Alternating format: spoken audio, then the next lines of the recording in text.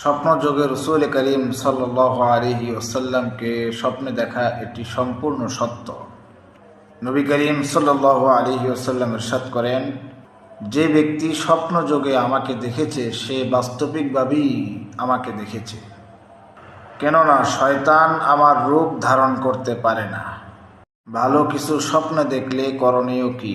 রাসূল করিম সাল্লাল্লাহু আলাইহি ওয়াসাল্লাম ইরশাদ করেন, তোমাদের মধ্য থেকে কেউ যখন স্বপ্নে ভালো কিছু দেখে তখন সে ইচ্ছে করলে তা অন্যের কাছে বর্ণনা করতে পারে।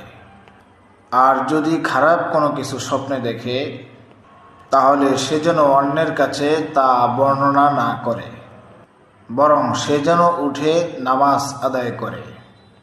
হাদিসে ভালো কিছু স্বপ্নে দেখলে দুটি আমলের কথা বলা হয়েছে।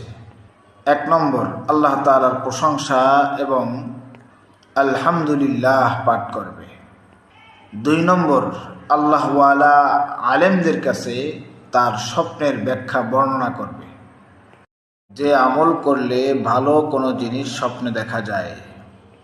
1 নম্বর, সদা সর্বদা সত্য কথা বলার অভ্যাস করতে হবে।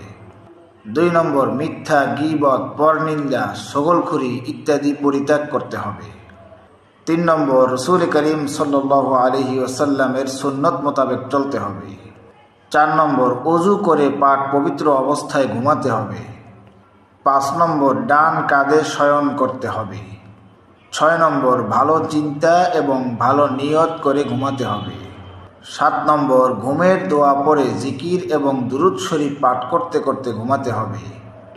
8 নম্বর, তওবা এবং ইস্তেগফার করে ঘুমাতে হবে। এই 8টি আমল করে ঘুমাতে পারলে ইনশাআল্লাহ ভালো স্বপ্ন দেখা যাবে।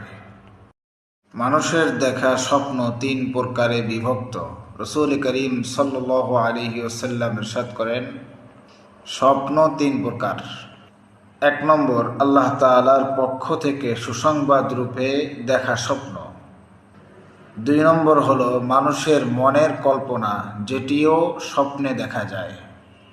3 নম্বর হলো শয়তানের পক্ষ থেকে ভীতি প্রদর্শনমূলক স্বপ্ন, যেটিও ঘুমের ঘরে দেখা যায়।